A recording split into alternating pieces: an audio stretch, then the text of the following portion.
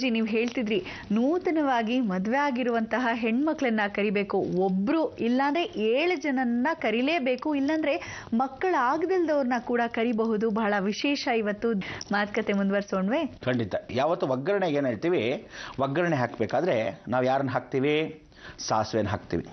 ಸಾಸಿವೆಯನ್ನು ಹಾಕ್ತಕ್ಕಂಥ ಉಪಯುಕ್ತವಾಗಿರ್ತಕ್ಕಂಥದ್ದು ಯಾವುದೋ, ಅಥವಾ ಗಸಗಸೆಯನ್ನು ಹಾಕ್ತಕ್ಕಂಥ ಉಪಯುಕ್ತವಾಗಿರೋದು ಯಾವುದು? ಯಾಕಂದರೆ ಚಂಡಮುಂಡಾಸುರ ರಾಕ್ಷಸರು ಪುಟ್ಟ ಇರ್ತಾರಂತೆ, ಭಾಳ ಪುಟ್ಟದಾಗಿರ್ತಾರಂತೆ. ಇವರು ಪುಟ್ಟದಾಗಿರ್ತಕ್ಕಂಥ ಲಿಲಿ ಪುಟ್ಸಿದ್ದಂಗೆ ಎಲ್ಲ ಒಂದಷ್ಟು ಬರ್ತಾರಂತೆ, ದರ ಅಂತ ಮೇಲಕ್ಕೆ ಬರ್ತಾರಂತೆ. ಅದಕ್ಕೆ ಅವಳು ಏನು ನೋಡ್ತಾಳಂತೆ, ಸಣ್ಣ ಕಾಣದೇ ಇರತಕ್ಕಂಥ ರಾಕ್ಷಸರನ್ನು ಹುಡುಕಿ ಇವಳು ಚೆಂಡಾಡಬೇಕು ಅಂದರೆ ಭಾಳ ಕಷ್ಟ. ಅದಕ್ಕೆ ಚಂಡಮುಂಡಾಸುರ ರಾಕ್ಷಸರು ಮಾತ್ರ ರಾಜರು, ಎಲ್ಲ ಅವನ ಜೊತೆ ಇರ್ತಕ್ಕಂಥ ಸೈನಿಕರು ಭಾಳ ಪುಟ್ಟದಾಗಿರ್ತಕ್ಕಂಥ ಲಿಲಿ ಪುಟ್ಸಿದ್ದ ಹಾಗೆ. ಅದಕ್ಕೆ ಇವತ್ತು ಚಿಕ್ಕ ಮಕ್ಕಳಿಗೆ ನೀವುಗಳು ಗಸಗಸೆ ಪಾಯಸವನ್ನು ಧಾರಾಳವಾಗಿ ಕೊಡ್ಬೋದು.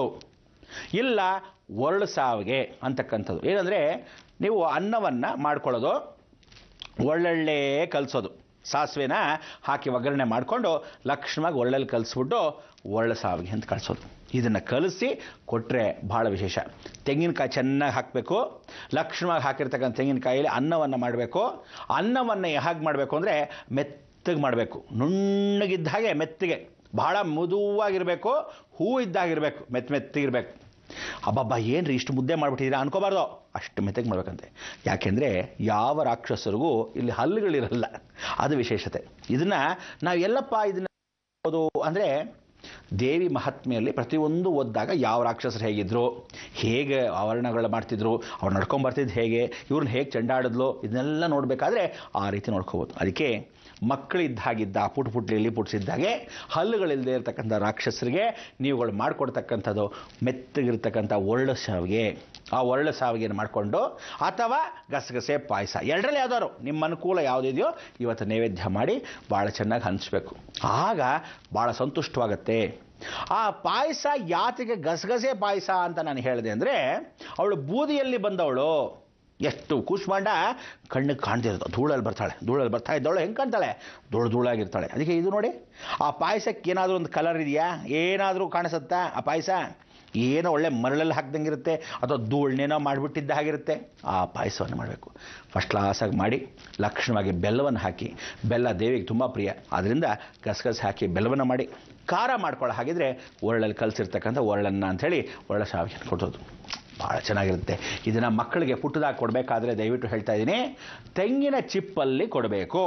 ತೆಂಗಿನ ಚಿಪ್ಪಲ್ಲಿ, ಯಾಕಂದರೆ ಚಂಡಮುಂಡಾಸುರ ರಾಕ್ಷಸರನ್ನ ಸಾಯಿಸಿದಾಗ ಬಲಿಯನ್ನು ಕೊಟ್ಟ ಹಾಗೆ ತೆಂಗಿನ ಚಿಪ್ಪಲ್ಲಿ. ನೀವು ಇವತ್ತು ತೆಂಗಿನ ಚಿಪ್ಪು ಕೂಡ ನಾವು ಮಕ್ಕಳಿಗೆ ಒಂದು 10 ಜನ ಮಕ್ಕಳು ಕರೆದು ಏನು ತಿಳ್ಕೊಳ್ಳಿ, ಇವತ್ತು ನಾವು ದಾನ ಮಾಡ್ತಾ ಇದ್ದೀವಿ ಅಂದರೆ ಆ ಪ್ರಸಾದವನ್ನು ಕೊಡಬೇಕಾದ್ರೆ ತೆಂಗಿನ ಚಿಪ್ಪು ಅರ್ಧ ಕತ್ತರಿಸಿರ್ತಿಲ್ಲ, ಆ ತೆಂಗಿನ ಚಿಪ್ಪಲ್ಲಿ ಎಲ್ಲ ದೊನ್ನೆಲ್ಲಿ ಕೊಡೋದು, ಪೇಪರಲ್ಲಿ ಕೊಡೋದು ಏನೋ ಮಾಡ್ತಿರ್ತೀವಿ ಉಸ್ಲಿಗಿಸಿ, ಆದರೆ ತೆಂಗಿನ ಚಿಪ್ಪಲ್ಲಿ ದಾನ ಮಾಡಬೇಕಂತೆ. ಕೊಟ್ಟಾಗ ಗಣಪತಿಗೆ ಪ್ರಿಯ. ಯಾಕೆಂದರೆ ಚಂಡಮುಂಡಾಸುರ ರಾಕ್ಷಸರಿಗೆ ಗಣಪತಿನ ವರವನ್ನು ಕೇಳ್ಕೊಂಡಿರ್ತಾರೆ. ನಾವು ನಿನಗೆ ತಲೆಯನ್ನು ಬಾಗಿ ನಮಸ್ಕಾರ ಮಾಡಿಕೊಂಡಾಗ ಹೀಗೆ ಮೊಟಕೊಂತೀವಿ. ಆವತ್ತೇ ಶುರುವಾಗಿದ್ದು ಗಣಪತಿಗೆ ನಾವು ಮೊಟಕೊಳ್ಳೋದು ಹೀಗೆ. ಅಂದರೆ ನಿನಗೆ ನಾನು ಸಂತೃಪ್ತಿ ಪಡಿಸ್ಬೇಕಾದ್ರೆ ಹೇಗಪ್ಪ ಮಾಡೋದು ಅಂತ ಕೇಳ್ಕೊಂಡಾಗ ಗಣಪತಿ ಹೇಳ್ತಾರಂತೆ, ನೀವು ಕೂಡ ಹೀಗೆ ಮೊಟಕ್ಕೋಬೇಕು ಅಂತ. ಆವತ್ತಿಂದ ಇವತ್ತಿನವರೆಗೂ ದೇವತೆಗಳಿಗೆ ನೋಡಪ್ಪ ಇಷ್ಟು ಬೇಗ ರಾಕ್ಷಸಿಗೆ ವರ ಕೊಡ್ತೀಯಾ, ನಮಗೆ ಕೊಡಲ್ಲ ಅಂತ ಕೇಳ್ತಾರಂತೆ ದೇವತೆಗಳು.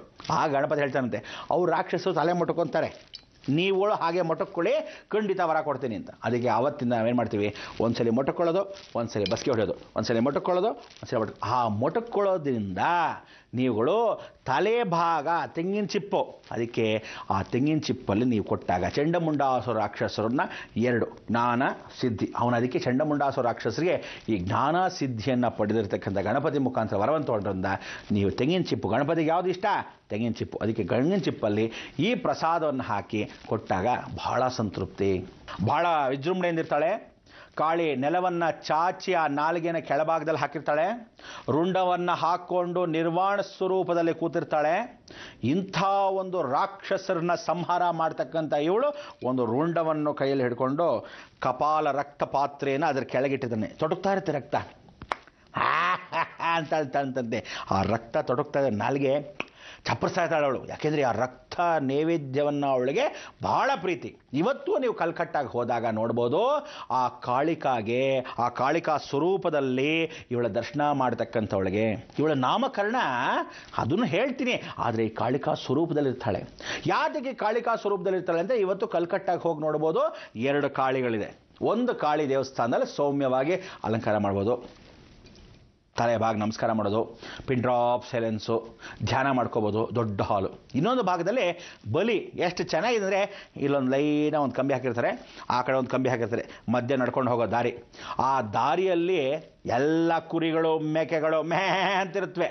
ಈ ಕಡೆ ಎಲ್ಲ ಕುರಿಗಳು ಮೇಕೆಗಳು ಕೋಳಿಗಳು ಏನೇನು ಬಲಿ ಕೊಡಬೇಕು ಅಂತಿರ್ತಾರೋ. ಆ ಅರ್ಚಕ ಆ ಕಡೆ ಬರ್ತಾನೆ, ಎಲ್ಲದಕ್ಕೂ ಹೂ ಹಾಕ್ತಾನೆ, ಅರ್ಶಿನ ಕುಂಕುಮ ಮಾಡ್ತಾನೆ, ಪೂಜೆ ಮಾಡ್ತಾನೆ.